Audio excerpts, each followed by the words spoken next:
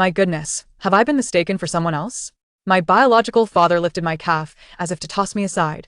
Fortunately, he is indeed my true father. With a sudden thud, my father knelt, catching me just before my head could meet the ground. Chu Rongchen exclaimed, "Don't worry, dear. Daddy is just playing with you." I thought, is he truly my biological father? "Ah, Chun, you're here. Come and see our daughter. She resembles you greatly." With great effort, I opened my eyes, but the doctor hadn't slapped my bottom. Upon seeing the disingenuous expression on Chu Wenwen's face, I burst into tears. What a misfortune! A barely perceptible smile flickered across Chu Rongchen's stern visage, a towering man of over 6 feet, whose hands trembled awkwardly as he remained unsure of how to hold me. It took the nanny 3 attempts before he dared to cradle me gently. My goodness, was there a mix-up? With a furrowed brow, Chu Rongchen inquired, "What did you say?" Chu Wenwen, taken aback, replied, "I said our daughter looks just like you, not that sentence." I didn't say anything else. "Ah, Chun, what's the matter with you? This is certainly not my mother." Chu Rongchen's expression swiftly darkened, and his hold shifted from cradling me to gripping my calf, his earlier caution evaporating as he realized that the one who had spoken was none other than me. Ah, Chun, what are you doing?" Chu Wenwen exclaimed in a panic, unable to comprehend why Chu Rongchen's demeanor had changed so rapidly, fearing he had discovered the truth. My cries ceased, replaced by light laughter. Ignoring the frantic Chu Wenwen, Chu Rongchen, in the moment of releasing his grip, heard my words once more. But thankfully, he is indeed my biological father. In the next instant, with a thud, Chu Rongchen knelt again, catching me before my head could touch the ground, exhaling a sigh of relief. Indeed, this must be my true father, Chu Rongchen. Was he truly trying to drop me? He gently stroked my sparse hair, saying, "Don't be afraid, sweetheart, daddy is just playing. I ought to thank you for not letting me meet my end. Oh well, why should I hold this against you? After all, your mind seems a bit muddled, considering you cannot even recognize who my true mother is." Chu Wenwen was drenched in cold sweat, offering an awkward smile. "Ah Chun, don't scare me, she is your own daughter." Chu Wenwen knew Chu Rongchen all too well. She understood that he detested deceit and betrayal above all else. If he were to uncover the truth, she would surely face dire consequences. Meanwhile, anguished cries resonated from the adjacent room. A daughter is indeed a true daughter, but this woman is certainly not a true mother. Can my dear father see that she doesn't resemble someone who has just given birth? What woman emerges from childbirth wearing makeup? Chu Rongchen's countenance grew increasingly grim, and the temperature in the room seemed to drop in tandem with his expression, until the sound of slapping abruptly shattered the tense atmosphere. Everyone in the room gasped, staring in shock as I fervently struck Chu Rongchen's face. "Cheap father, that wretched woman. After consuming your food and drink, she adorned you with the betrayal of infidelity, deceived your wife, and even struck your child." Chu Rongchen grasped my flailing hand and addressed Chu Wenwen, who lay upon the hospital bed. "I shall take the child with me, you must rest well." Chu Wenwen, terrified that Chu Rongchen might, in a fit of rage, harm me, realized she had lost her leverage, and her anxiety. She tumbled from the bed to the floor, exclaiming, "Aiken, the child is still too young." Chu Rongchen paid no heed to Chu Wenwen, who lay on the ground, and strode out of the ward, cradling me in his arms. 2. Clearly, Chu Wenwen's concerns were unfounded. Secretary Lang, please assist me in reviewing the hotel surveillance from that night, and also arrange for a postpartum caregiver to come to my office.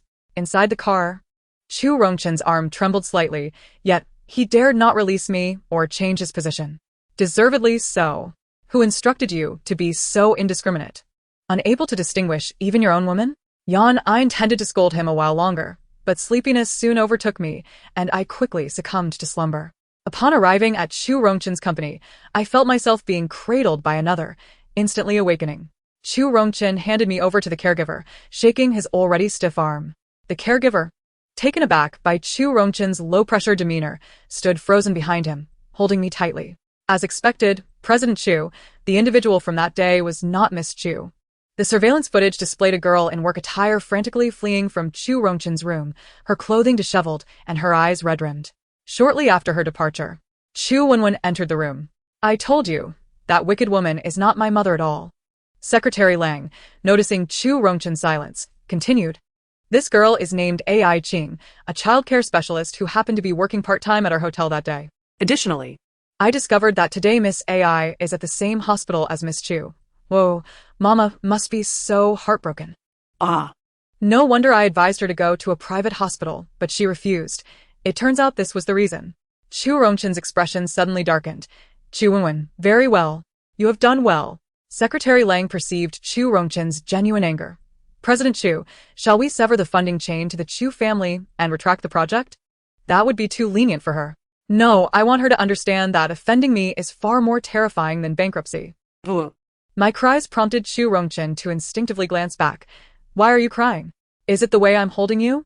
The caregiver quickly retracted her expression of curiosity. Trembling slightly, Mr. Chu, the young lady must be hungry. It was then that Chu Rongchen recalled, I had yet to consume any milk since birth. He held a bottle in one hand and formula in the other, muttering to himself, how much formula? How much hot water? Goodness! Is this instruction manual written in an ancient language? Why can't I comprehend it?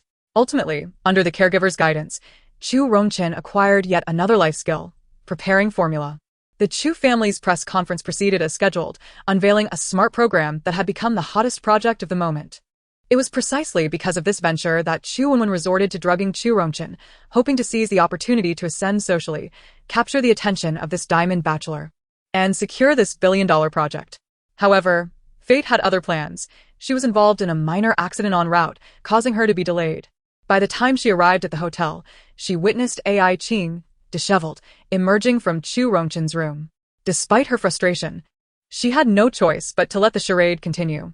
2 months following that day, Ai Qing, persuaded by her close friend, decided to approach the Chu group to see Chu Rongchen. She was pregnant. 3. Yet, Chu Rongchen was not someone one could simply meet at will. The reception desk had grown accustomed to women attempting to attach themselves to him, and ultimately, she was dismissed on the grounds of lacking an appointment. As I stepped outside, I brushed past Chu Wenwen, who immediately recognized Ai Qing. Through her cunning tactics, she learned of Ai Qing's pregnancy, presenting her with an opportunity. Chu Wenwen began to frequently engage with Ai Qing, showering her with flattery. Ai Qing, with her innocent heart, was deeply touched and remained completely oblivious to this terrifying adversary disguised as a friend. Qing, you need not worry about money. Our bond is so strong that I am practically half the mother of this child. I will surely help you raise it. That scoundrel of a man? Let us pretend he does not exist. I will take care of everything. Chu Wenwen fretted, fearing Ai Qing might reconsider and terminate the pregnancy. Almost incessantly, she kept a watchful eye on Ai Qing, and after being subjected to a relentless barrage of persuasion, Ai Qing resolved to carry the child to term. Once Ai Qing was settled, Chu Wenwen approached Chu Rongchen, claiming she was pregnant. However, Chu Rongchen was no fool.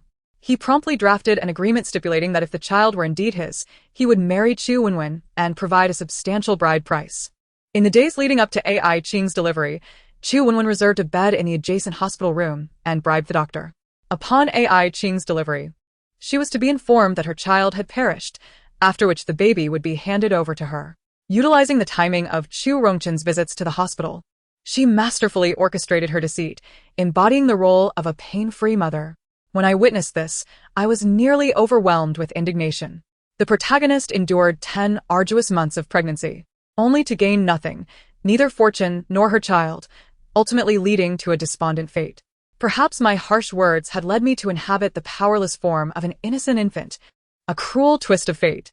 Awakening from this dream, I found myself suspended in a baby carrier against Chu Rongchen's chest, realizing we had arrived at the press conference venue, where all eyes were upon me, nestled in his embrace.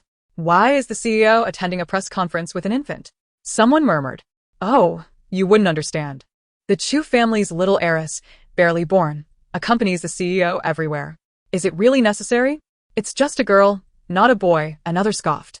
I stifled a yawn and cast a glance at the man who valued sons over daughters. You should have more children to secure your throne, I thought. Chu Rongchen's large hand grasped my tiny foot, and after whispering a few words to his secretary, he received a phone call and hurriedly exited the venue. My foot was tickled by Chu Rongchen's grip, causing me to giggle uncontrollably. He appeared to be in good spirits, his voice gentle as he offered me a bottle. Come. Little one, let us savor the finest milk and enjoy the most thrilling show. I swatted his hand away as he attempted to support the bottle, swinging my little foot. Cheap dad, I have no interest in your show. My mother was lost because of you. You should seek revenge for your mother, Chu Rongchen instinctively replied, leaving me momentarily stunned, causing the bottle to tumble to the ground. Can cheap dad actually hear me? Chu Rongchen paused, then chuckled. What could a tiny little thing like you possibly say that I should heed? You wouldn't understand. That startled me. As the press conference commenced, Chu Wenwen, representing the occasion in a pale yellow gown and adorned with exquisite makeup, gracefully took to the stage to begin her presentation. Throughout this period, her gaze remained fixated on Chu Rongchen, as if she were daydreaming about the blissful life she would lead after marrying him. Meanwhile, Chu Rongchen was engrossed in playing with my little feet, trying on several pairs of socks, seemingly dissatisfied with each until he finally slipped a pair of large strawberry socks onto my feet, a smile curling at the corners of his lips. Ah. This one is quite nice, and the timing is just right. Suddenly, the doors of the press conference swung open, revealing a group of uniformed officers. Excuse us. We have received a report regarding your involvement in infringement.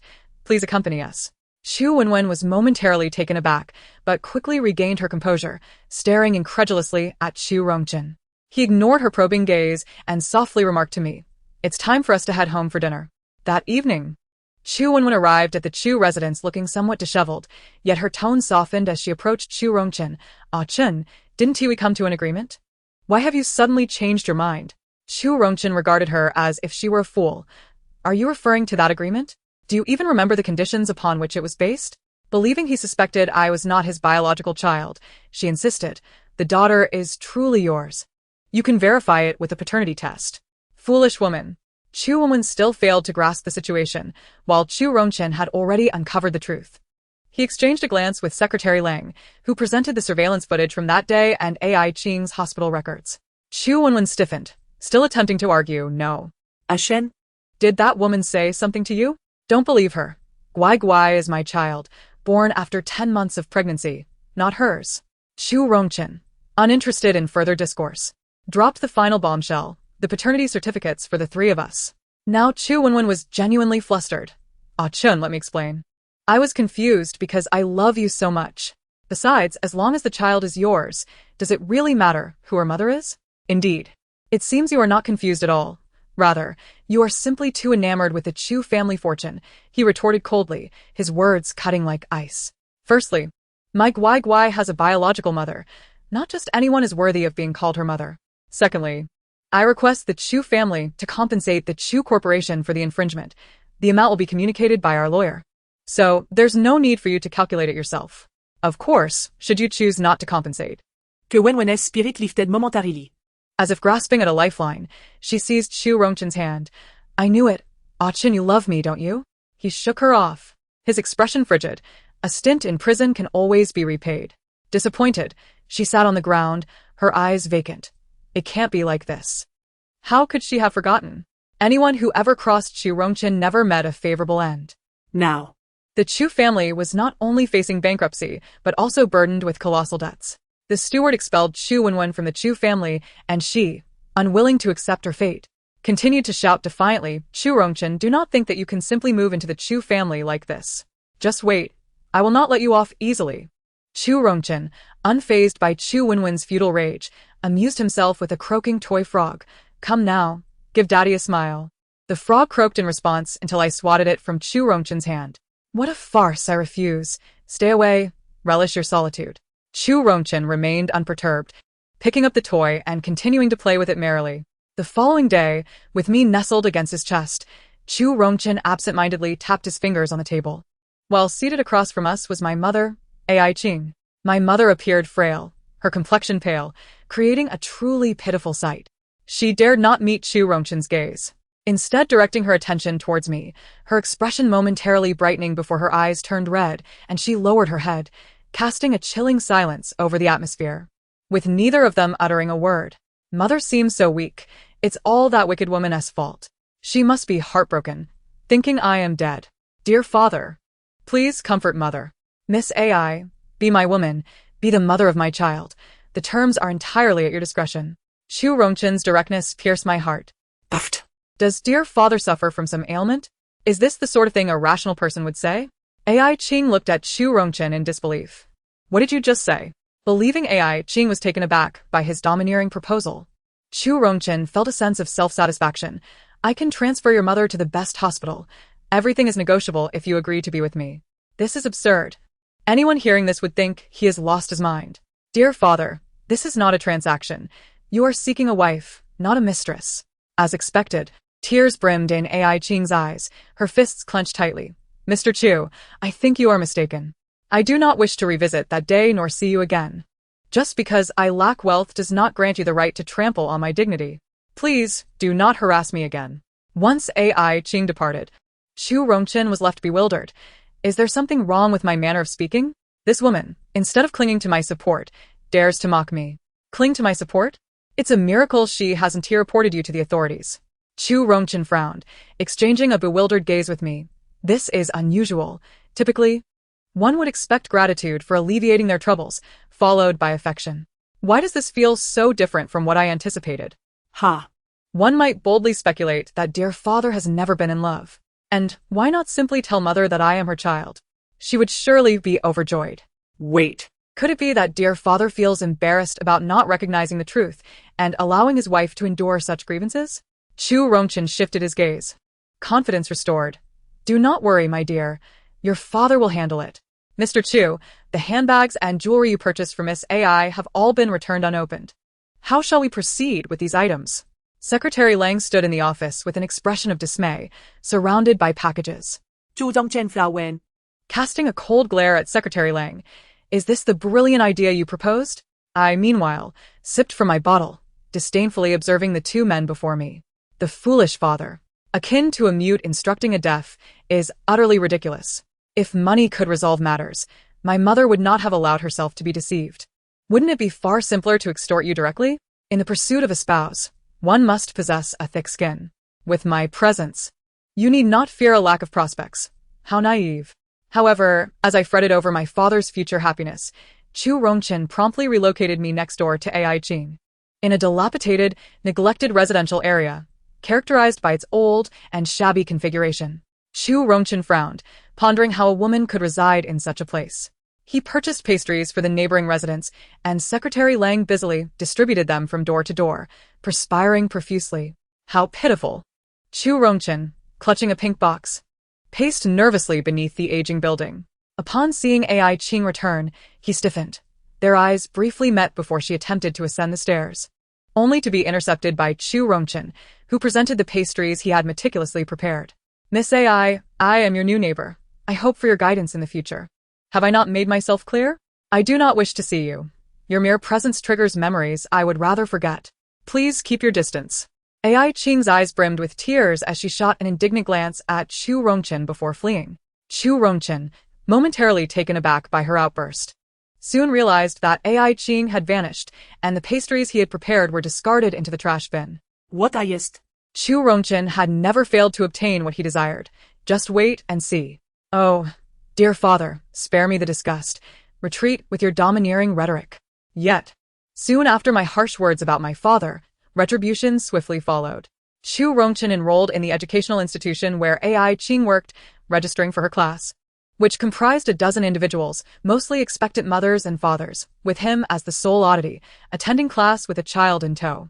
Immaculately dressed in a suit, cradling me in his arms, and flanked by the diligent Secretary Lang, he appeared more akin to a secret agent than a student, inevitably becoming the center of attention.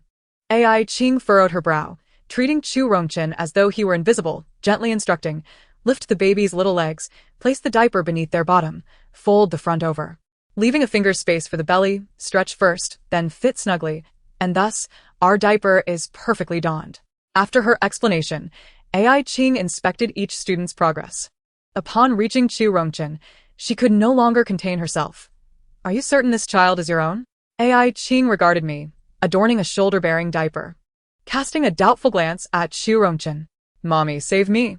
Secretary Lang cleared his throat, attempting to offer an explanation for his president, but faltered, ultimately resigning to silence. Chu Rongchen, undeterred by the bewildered gazes directed at him, responded with clarity.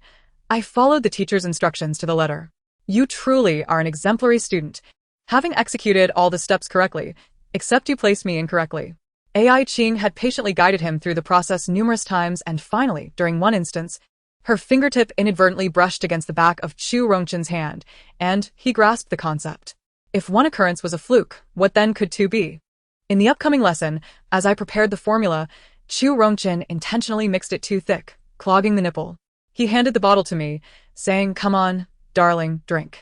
My cries echoed through the classroom. "Mr. Chu, let me handle this."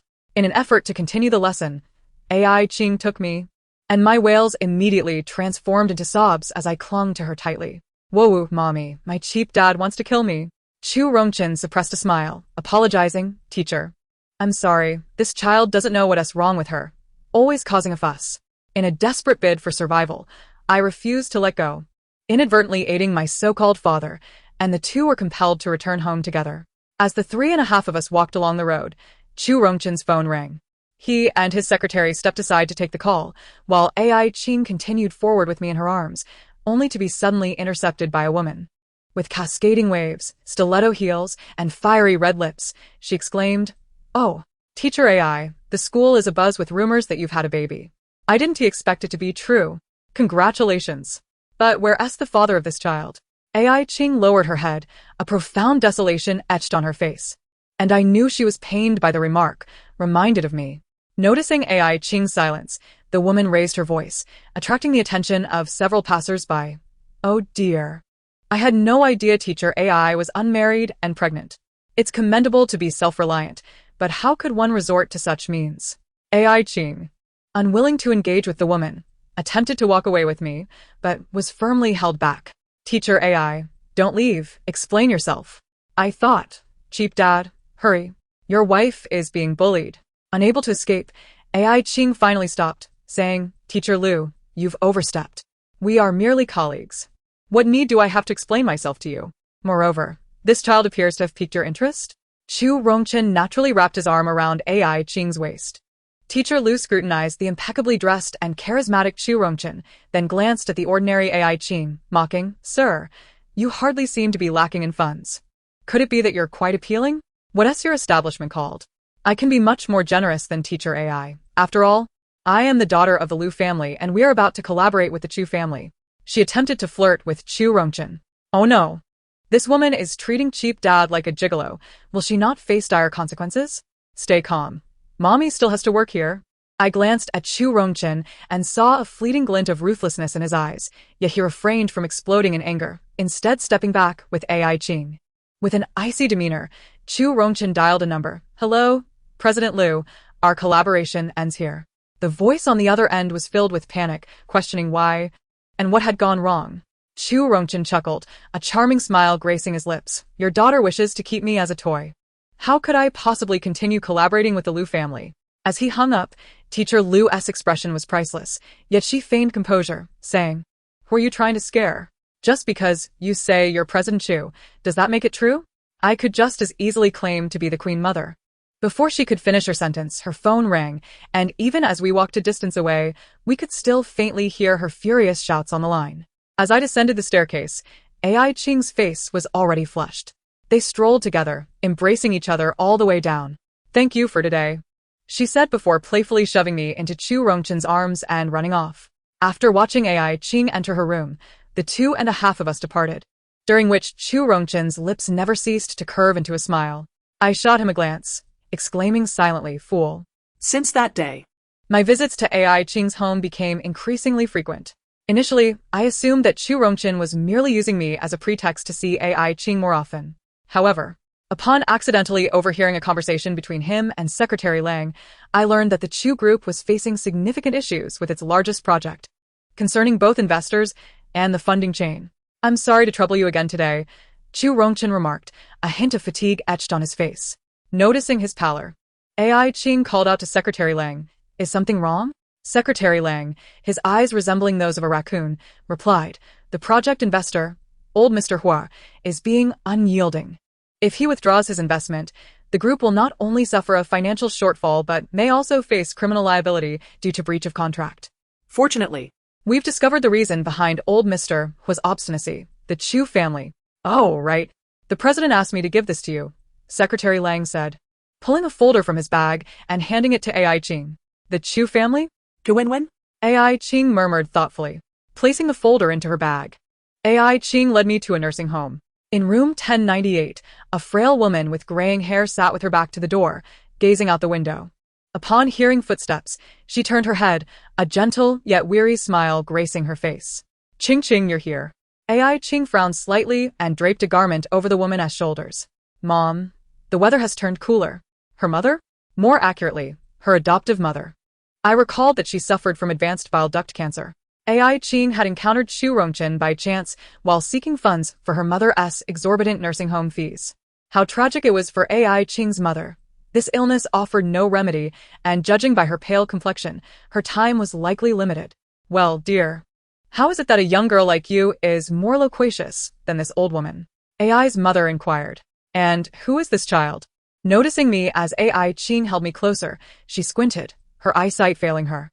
She's a student, AI Ching hastily corrected, finding the term inadequate. She's a friend's child. This alteration piqued AI's mother's interest. Oh.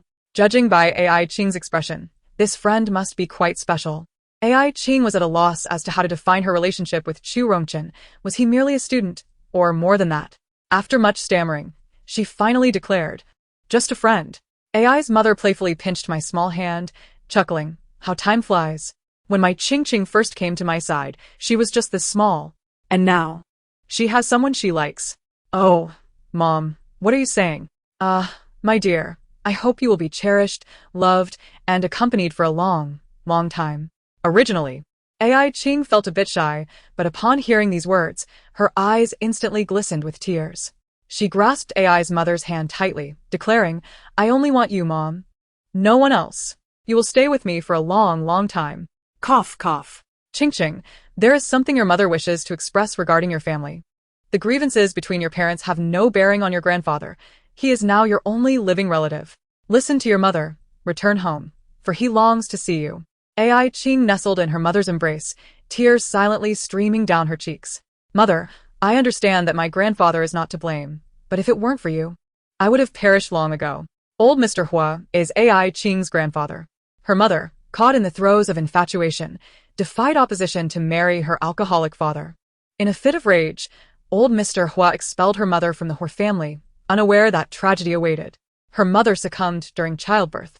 And it was only when old Mr. Hua sought his daughter that her father realized the Hua family was affluent. By then, she had already been abandoned. He extorted 500,000 from old Mr. Hua before revealing AI Ching's birth, yet her father, too, was a man of little fortune. Dying from heart failure, the very next day, old Mr. Hua was consumed by remorse, lamenting that in his moment of anger, he had not even seen his daughter one last time. He yearned to make amends with the only bloodline he had left. Over the years, the elderly man had endured the cycles of loss and hope. Only recently did AI Ching discover online that she might be the granddaughter of the Hua family. A photograph of old Mr. Hua's daughter bore a striking resemblance to her. AI's mother gently stroked AI Ching's hair, saying, My dear, what matters is that you are alive. In death, all is lost. I am content for you are by my side. Your grandfather has sought you for so long, wishing only to see you in his lifetime and to remedy his past regrets. AI Ching, overwhelmed with emotion, could hardly speak. Even if I reconcile with my grandfather, I will not leave my mother. They embraced, tears mingling as AI's mother declared, I would never let my precious daughter go. Upon leaving the sanatorium, I nestled comfortably in AI Ching's embrace until I felt the warmth of tears falling upon my face, prompting me to lift my head. AI Ching was perusing the folder given to her by Secretary Lang before his departure. 2 documents and a letter. One was a signed agreement for the gratuitous transfer of fixed assets, and the other was the paternity test between AI Ching and myself.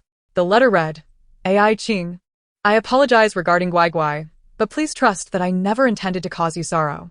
I always believed there was ample time to gradually compensate for what I owed you, wanting you to know that my approach was not solely due to the child.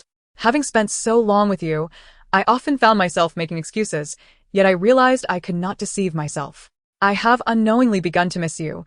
Whenever I encounter something reminiscent of you, your face appears in my mind. I believe this must be what it feels like to like someone. I had intended to wait until you truly opened your heart to me, allowing you to proudly become Mrs. Chu. Yet now, I am grateful I did not act impulsively, for you deserve better. Once this matter is settled, if you have a choice, Guai Guai, I will arrange for someone to look after you. So you need not feel burdened. Best wishes. After reading the letter, AI Ching held me tightly, her eyes brimming with determination. Guai Guai, we shall find your foolish father. Mother, what is this valiant demeanor you possess? AI Ching, panting, pushed open the doors of the Hua residence, where old Mr. Hua was preparing to sign the contract. Wait. As the crowd turned their attention towards the door, their expressions varied significantly. Chu Rongchen remained expressionless. Secretary Lang wore a face of concern. Chu Wenwen's eyes glinted with malice. And old Master Hua, with tears welling in his eyes, dropped the pen he was gripping tightly due to his trembling hands. An inexplicable silence enveloped the air. Chu Wenwen. Spotting Ai Qing, feared that her hard-won opportunity might slip away, and hurriedly urged, "Old Master Hua, please sign quickly. The Chu family can offer you one more point." However, old Master Hua had no inclination to heed Chu Wenwen's words. He remained fixated on Ai Qing's face. Chu Rongchen, perplexed by the situation, stepped forward to bid farewell to old Master Hua, stating, "Since you have made your decision, we shall not impose any further. I hope we may have the chance to collaborate again in the future. Dear father, we have come specifically to rescue you, not to take you home." Old Master Hua finally reacted, wiping his tear-streaked face. "Miss Ai, may I have a moment to speak with you privately?" Chu Rongchen was bewildered. Ai Qing had no prior connection with old Master Hua, and he was anxious as he grasped Ai Qing, concerned about her approaching him. Ai Qing smiled gently. "I will explain everything shortly." Chu Wenwen attempted to obstruct old Master Hua, but was silenced by a glare. Old Master Hua and Ai Qing ascended to a room on the second floor, leaving the rest of us waiting downstairs. Chu Wenwen passed anxiously, while Chu Rongchen occasionally glanced upstairs. "Stop looking. When mommy comes down from upstairs, her status will be transformed. The granddaughter of the Hua family is wealthier than you." "Wait. If dear father is the CEO and mommy is the granddaughter of a billionaire, is this what they call starting ahead in the race? Oh, dear, this is outrageous." I kicked my little feet and giggled, and Chu Rongchen lifted me up, saying, "Be good. Your laughter is rather mischievous. Commoner, you know nothing." An hour later, Ai Qing assisted old Master Hua down from upstairs, both with red-rimmed eyes. Chu Wenwen greeted them with a forced smile, attempting to interject. Old Master Hua raised his hand to silence her. "I cannot condone the Chu family's unscrupulous methods. Miss Chu, please take your leave." After the incident, Chu Wenwen fortuitously encountered a missing person notice published by old Master Hua. Upon seeing the accompanying photograph, she concluded that Ai Qing was undoubtedly connected to the woman depicted. Thus, she approached under the guise of being Ai Qing's close friend, claiming she could facilitate a reunion between old Master Hua and Ai Qing with the condition of investment. Blinded by concern, old Master Hua harbored no suspicion regarding her intentions until Ai Qing arrived, at which point they were able to clarify their misunderstandings. The Chu family was on the brink of bankruptcy, and old Master Hua, not wishing to exacerbate matters, was in high spirits and reluctant to engage further with Chu Wenwen. Chu Wenwen's nails dug into her flesh, her facial expression twisted in horror. Why? Why do you get to enjoy all the good fortune? You should die." Suddenly, Chu Wenwen drew an eyebrow razor from her bag and lunged at Ai Qing. "Mommy!" In an instant, I felt myself shifted into another embrace as Chu Rongchen thrust me into Secretary Lang's arms, swiftly pulling Ai Qing behind him while raising his hand to block Chu Wenwen's blade, though he was still grazed on the arm. "Are you all right?" Ai Qing and Chu Rongchen exclaimed almost in unison. Tears streamed silently down Ai Qing's cheeks as she frantically attempted to staunch Chu Rongchen's bleeding. "You fool! Are you trying to throw your life away?" Chu Rongchen embraced the sobbing Ai Qing, whispering, "As long as you are safe, that's all that matters." What a cliché plot, yet as a mere bystander, I find it utterly captivating, In a fit of rage, Boss Hua swiftly imprisoned Chu Wenwen on charges of intentional injury, warning everyone in their circle that anyone who dared to assist the Chu family would be considered his adversary. The outcome was predictable. No one wished to offend the wealthiest man in town. The Chu family faced bankruptcy, and Chu Wenwen was left to toil away on a sewing machine. In the days that followed, Ai Qing and Chu Rongchen swiftly tied the knot. As for their married life, it was rather unfortunate for her father, who had surrendered all his assets as a dowry to her mother, leaving Chu Rongchen in the position of a mere secretary, toiling away. As for me, unable to return, I shall relish my soaring journey through life.